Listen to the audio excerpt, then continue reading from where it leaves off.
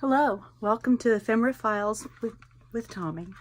Today we are going to learn another technique to apply napkins to your paper backing, whether it's a file folder, whether it's a piece of paper or cardstock or an index card or any kind of scrapbook paper, anything like that. So what you will need to do it is a glue stick. This is my favorite glue stick. It is photo safe, multi-purpose, dries clear and permanent. It is Scotch Create brand. You also need, again, my favorite tool, a water brush or a dish of water with a small brush. And today we are going to be making the inside covers for a journal that I am about to be finished making. Yay! This is a really heavy cardstock. It's not real flimsy. It's heavy-duty cardstock. My sister was moving offices. The business owners did not want to move any office supplies with them, so I was very blessed with, shall we say, more than a little bit of paper supplies. And I'm very grateful for that. Move this to the side because I already have one cut down. This is huge, just way too big. This is what we will be making. And that's all that is a napkin on that same cardstock. Nice and sturdy, tough. It'll last at least as long as paper does. After all, it's ephemera. This is Ephemera Files, remember. So let's set this to the side, but not too far to the side, because even though you probably won't see the front cover and the back cover at the same time, I would still like for them to be kind of level, kind of even, just for that continuity, even if it is only in my own head. So I did go and make sure that I wrote front and back. It wouldn't do any good if I had this upside down and backwards and all flippy flopped, because then I wouldn't be matching. It wouldn't matter too much for the book except for the fact of it being on the front or the back, because you need the side with the rounded corners to be facing the right direction. If you don't have rounded corners, then it doesn't matter at all and you can have a free-for-all. So let's get started. I have already separated my napkin. I love this napkin. It is so beautiful. And the pattern, look, this is the bottom of it unfolded out. This is the top. And it went all the way. It just repeated itself. Whoops, it repeated right about there. So it was a full body repeat. I loved that. And it's just got gorgeous colors anyway. I cleared off my desk a little bit, but sometimes I have escapees, so we'll just deal with it when it happens, because it will surely happen. The first thing that we're going to do is decide just where on our paper we want the napkin applique to be, because one thing that the glue stick is not is forgiving. When you put it down, you don't have any strong possibility of repositioning it without tearing it. Now, the napkin is very forgiving. You can kind of piece it back together if it rips. You can peel it up a little bit and just try to reposition it, but the little wrinkles can sometimes give it just a little more character. I don't know if you can see those tiny little wrinkles where I was able to scooch it a little. So, here we go. What I do is I figure out where I want it to be. I want it to line up. Let's go this way because I can see my little embossing points there a little more clearly. I want it to line up right about there, and I want some of this jagged edge to show because I like that look, and it gives us not so much embossing on the napkin itself. As a matter of fact, I cleared the edge of the embossing on this side. So I'll do that again on this side, which means I'm going to scoot it over actually pretty far. Wow. Let's rethink this. Do I want to do that on the back? I think I would rather match the amount of ragged edge on the back and not worry so much about the amount of embossing that stays on the back. So let's go right there. Now I'm going to take a little piece of washi tape. I realize I did not say this, but it seems like if we are paper crafting, I would venture a guess that a large number of us have washi tape lying around somewhere. And since we're working with a napkin, you don't really want it to be sticky except for just the tiniest little bit, so that you can hold your desired place on the paper backing. However, if you do have this rough edge, it does kind of lend itself to being the place to stick it.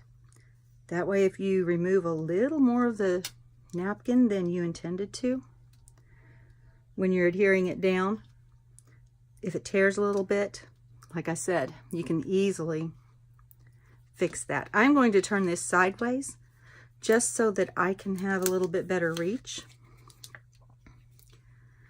And you want to be generous with the glue stick. I go across the edges to make sure I get them.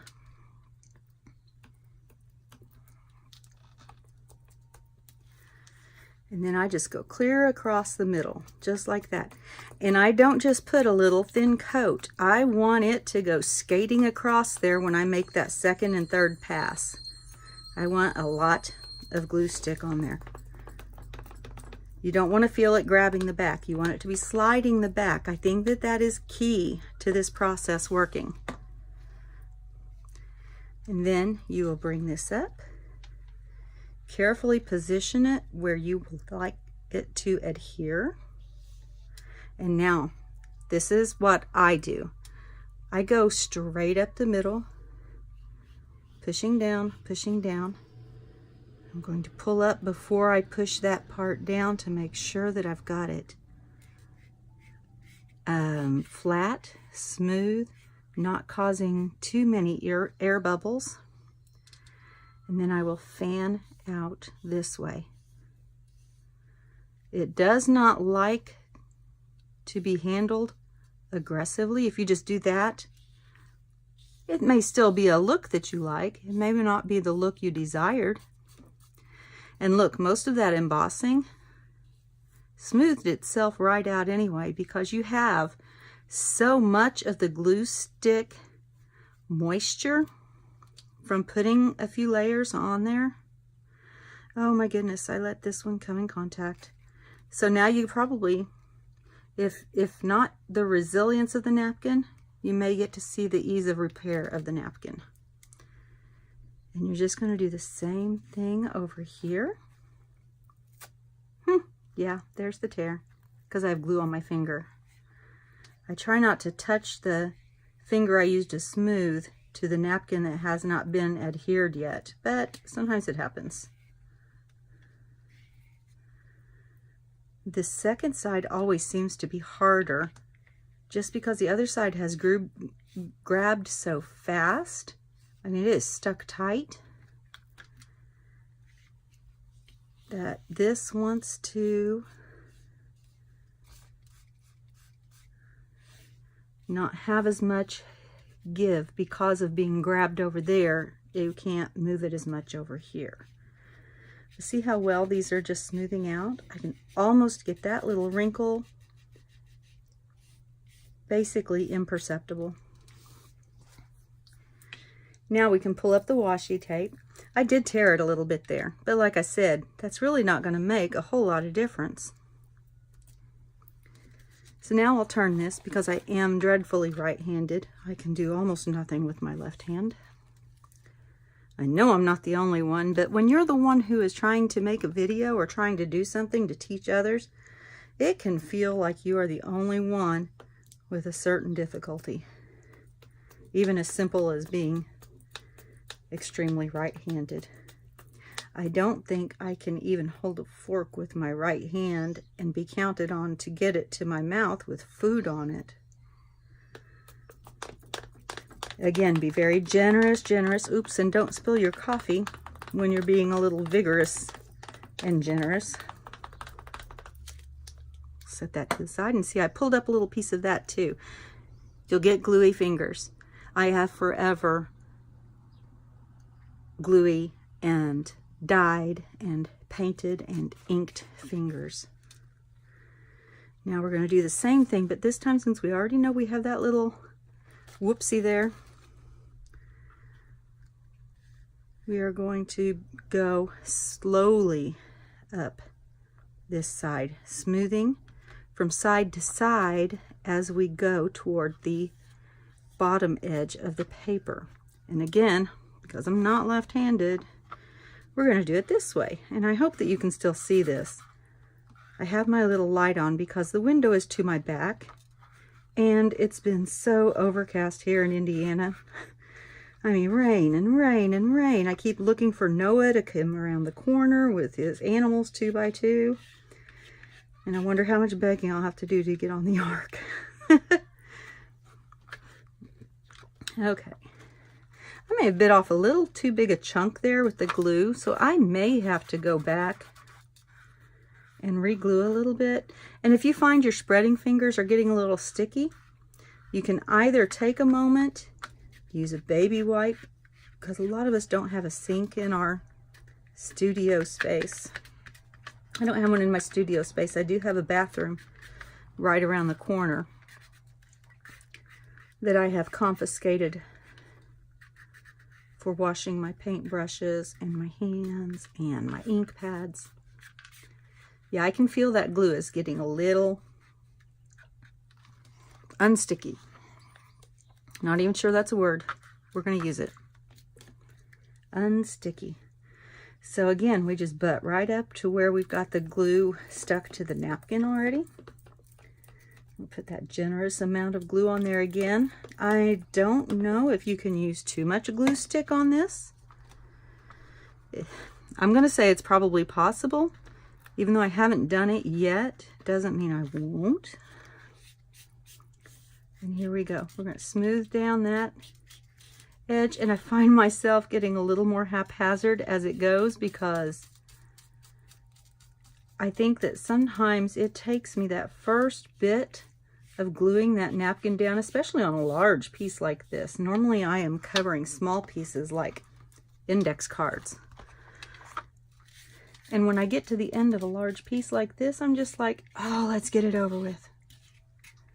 Not always, but sometimes.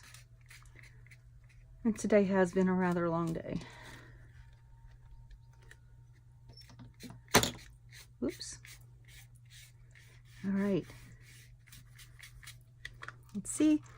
There are very few bubbles, wrinkles, such things.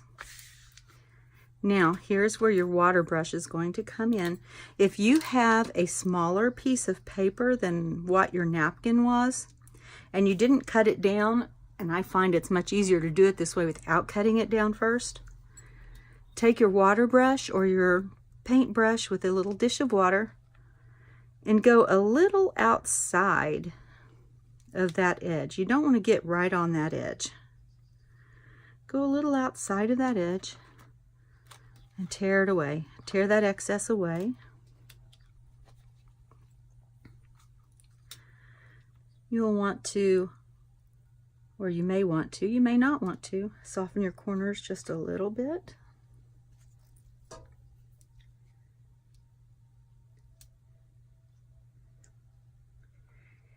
And my trash can is right behind me. I wish I could just throw it in the floor, and actually sometimes I do. Now, this is an important step. I don't like to trim it if I can avoid it. I think if I want to have a clean edge for some reason that I just can't possibly do without or disguise somehow, then I'll cut it off. But I don't like to cut it off because I feel like I get a stronger bond if I do this next step. I take my glue stick and and I don't usually grab it by the sticky end. I did that time. About the distance that the napkin would fold over, I again draw that sticky line right there. And then I just fold it right over. If you're doing this on an index card, such as a journaling space in a junk journal, or just a pretty space on the back of a card, you can still write over that. And the lines still show through if it's on a lined index card. And the grip that the napkin has on the paper is even stronger. And I feel like that makes it last longer than it would if you didn't do this extra step. And this is how come we cut the little bit of extra off on the corners, so that we don't have a whole bunch of bulk to deal with.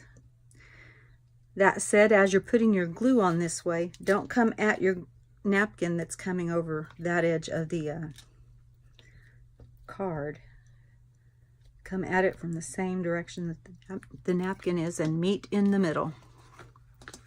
And then starting from the middle, bring your napkin across and stick it down. If this isn't going to show, you don't have to worry so much about the bubbles being smooth, but I feel like the adhesion would be stronger if it was smoother, where no air could get up in there. And there is our back inside of the journal page. And here is what it will look like. And see, I can pick it up. I can immediately put it in that journal. It is done. So you get a sneak peek at my journal cover, because I ironed it and I stretched it. And I'm going to wash my fingers real quick. Here's a little tip. If you can find a little jar, it can be cute, it can be functional, whichever suits your needs best. And keep 1 or 2 or 3 baby wipes in it. You can use these over and over so you're not being so wasteful with them. And then you pop it back in there because it's still damp. It's still good for another use. So as I unpin this, I'll put my pins over to the side.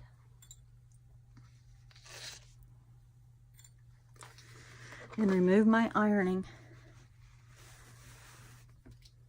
board here. Now this is going to be the spine of my book. I have already glued it down with Fabri-Tac. So I will set this to the, oh no, I'll use that in showing you how the rest of this works. This was a placemat. I cut the outside of it off and it has this flannel backing. And here is the back side that we just did. And it snugs right up in those corners where that binding is.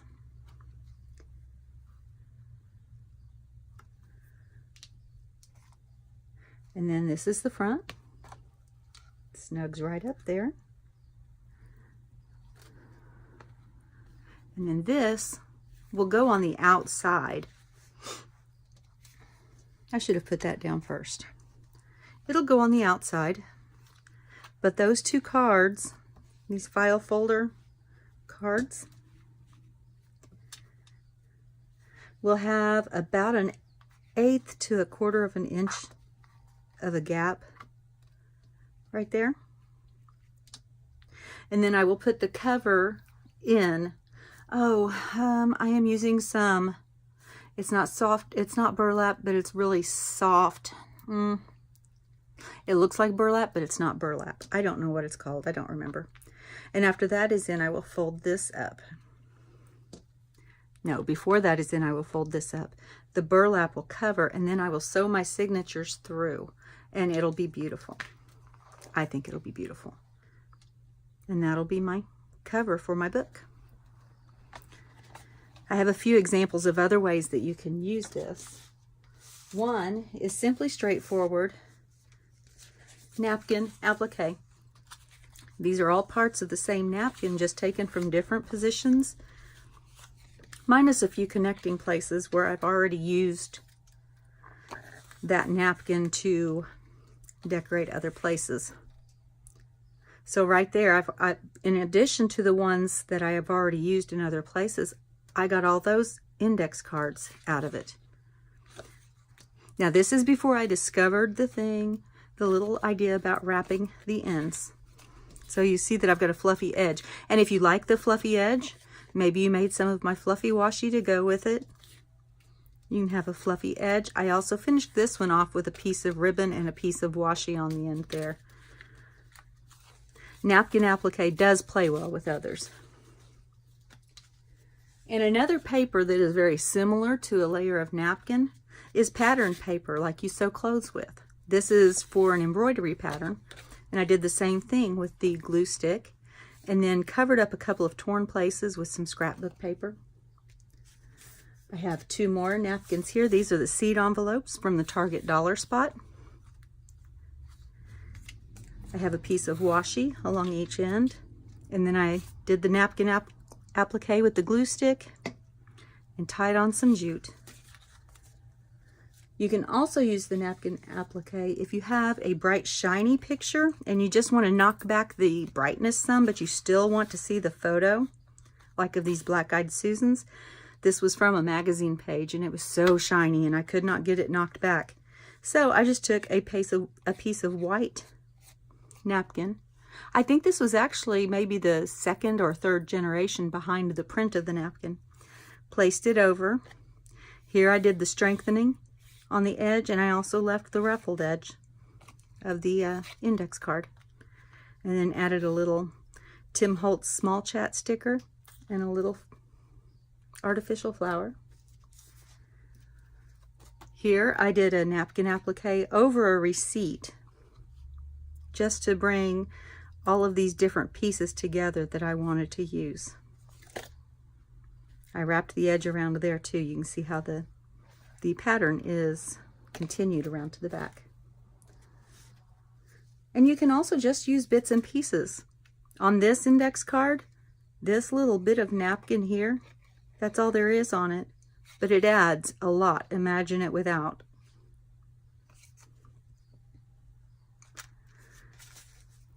These, I used several different napkins.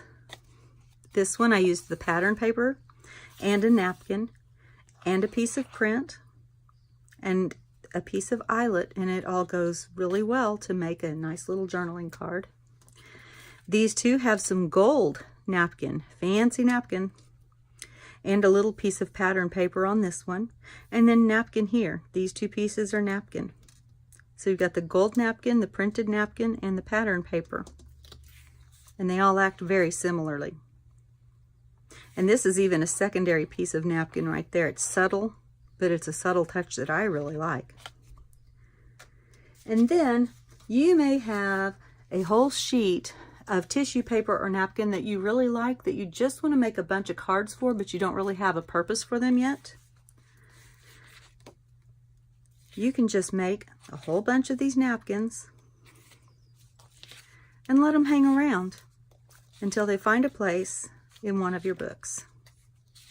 These look very plain and unfinished because they are very plain and unfinished. But they don't take up much space. You've used that lovely napkin. I think it looks nice. And napkin applique also works well on paint chips. This is a paint chip sample, and I tried to glue something else to it and actually glued it to the wrong side. I was going to put it on the back and where the index card is now, and I accidentally glued it to the front. When I pulled it off, I remembered paint samples, that's actual paint. So the dampness of the glue pulled that paint right off, and I thought I had ruined it. I still had a little small chandelier left from that piece of tissue paper or napkin, whichever it was. And I think that looks lovely as well. So thank you for joining me today. Hopefully we can get together real soon and make something else together. Remember to be kind always, and have a good day.